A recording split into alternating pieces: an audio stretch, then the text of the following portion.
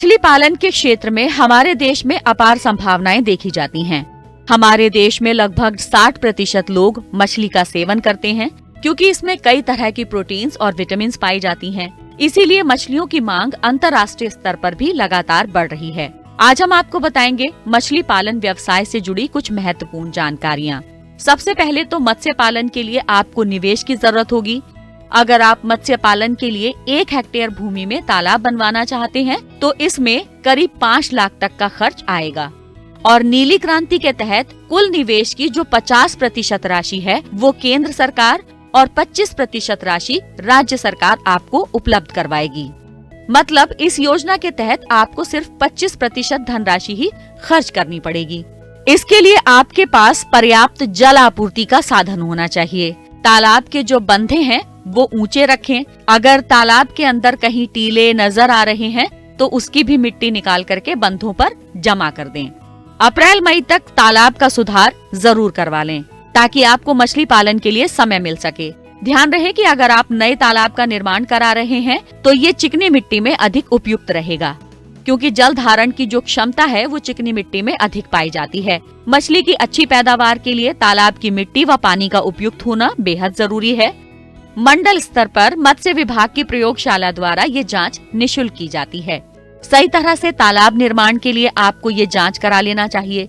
वहीं तालाब में आवश्यकता से अधिक जलीय पौधे नहीं होने चाहिए, यानी खरपतवार नहीं होने चाहिए, क्योंकि ये पौधे पानी का जो बहुत बड़ा भाग होता है उसको घेर लेते हैं और मछलियों की अच्छी उपज के लिए हानिकारक होते हैं। मछलियों की अच्छी उपज के लिए आप पानी में चूने का प्रयोग कर सकते हैं। 1 हेक्टेयर तालाब में 250 किलोग्राम चूने का प्रयोग बीज डालने से 1 महीना पहले करना चाहिए। तालाब की तैयारी में गोबर की खाद की महत्वपूर्ण भूमिका होती है क्योंकि इससे मछलियों के लिए प्राकृतिक भोजन उत्पन्न होता है तथा गोबर खाद के प्रयोग से 15 दिन के बाद रासायनिक खाद single super phosphate 250 kilogram, muriate of potash 40 kilogram, कुल मिश्रण 490 किलोग्राम 10 समान मासिक किश्तों में प्रयोग किया जाना चाहिए। अगर उर्वरकों के इस्तेमाल से पानी का रंग नीला या हरा हो जाए तो उर्वरकों का प्रयोग तब तक के लिए बंद कर देना चाहिए जब तक पानी का रंग अपनी सही स्थिति में न आ जाए।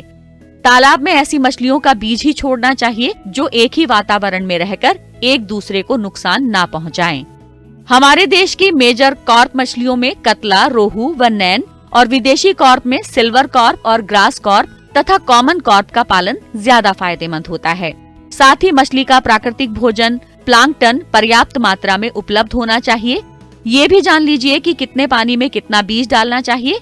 तो आप 1 हेक्टेयर जल क्षेत्र में 50 मिलीमीटर आकार से कम की 10,000 तथा 50 मिलीमीटर से बड़ी 5,000 अंगुलिकाएं डाल सकते हैं।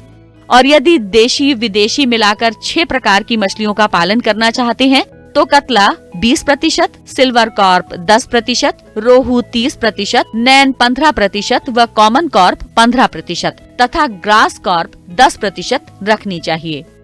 और यदि सिर्फ भारतीय मछलियों का ही पालन करना चाहते हैं तो कतला 40%, रोहू 30 तथा नैन इस अनुपात में मार्च, अप्रैल व मई में डाल सकते हैं। और जो कॉर्प मछलियों का बीज है वो जुलाई, अगस्त, सितंबर में प्राप्त किया जा सकता है। अब बीज कहाँ से ले सकते हैं ये भी देख लीजिए। मत्स्य पालक विभाग अभिकरण से संपर्क करें। ये हर जिले में होता है। आप यहाँ से बीज से संबंधित जानकारी ले सकते हैं। साथ ही मछली की अच्छी पैदावार के लिए उन्हें पूरक आहार मिलना भी बेहद जरूरी है। जो आहार आप मछलियों को दे रहे हैं वह प्राकृतिक आहार की भांति मछलियों के लिए पोषक होना चाहिए। आपको प्रोटीन युक्त आहारों का उपयोग करना चाहिए जैसे मूंगफली, सरसों, नारियल और चावल का कना, यानी जो चावल का चोकर होता है उसे बराबर मात्रा में मिलाकर कुल भार 1 से 2% तक रोज दिया जाना चाहिए। अब आपको बताते हैं मछलियों को होने वाले प्रमुख रोगों और उनके उपचार के बारे में। अक्सर मछलियों को बैक्यूमाइसिस रोग हो जाता है। इसके लक्षण हैं गलफड़ों का सड़ना, दम घुटने के कारण रोगग्रस्त मछली ऊपरी सतह पर हवा लेने का प्रयत्न करती है। इसका उपचार है प्रदूषण की रोकथाम, तालाब में पानी के स्तर को बढ़ाना या प्रति हेक्टेयर 50 से 100 किलोग्राम तक चूने का प्रयोग करना। यदि शुरुआती अवस्था में मछलियों के पंखों के किनारे सफेदी आने लगे तो ये फिश तथा टेल रोग हो सकता है। इस रोग के बाद में मछलियों के पंख तथा पूंछ सड़ने लगती हैं।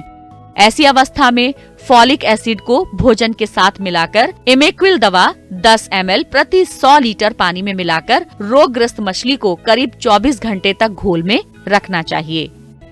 एक और मुख्य रोग है अल्सर। इसके लक्षणों में शरीर तथा पूंछ पर घाव का पाया जाना होता है। इसके उपचार में 5 मिलीग्राम लीटर की दर से तालाब में पोटाश का प्रयोग किया जाना चाहिए।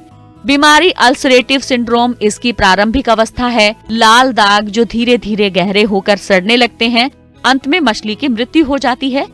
इसके उपचार में आप 1 लीटर सीफेक्स प्रति हेक्टेयर का इस्तेमाल भी कर सकते हैं। जब तक मछलियां तैयार नहीं हो जाती तब तक आपको उनकी पूरी सुरक्षा करनी पड़ेगी। जब 1 वर्ष में आपकी मछलियां 1 से 1.5 किलोग्राम तक की हो जाएं, तो समझ लीजिए कि आपकी मछलियां बाजार में बेचने लायक तैयार हो गई हैं। ध्यान रहे, मछलियां निकालते समय ऐसे जाल का प्रयोग ना करें जिससे कि मछलियां चोटिल हो जाएं। तो अगर आप भी मछली पालन में रुचि रखते हैं तो ये जानकारी आपके लिए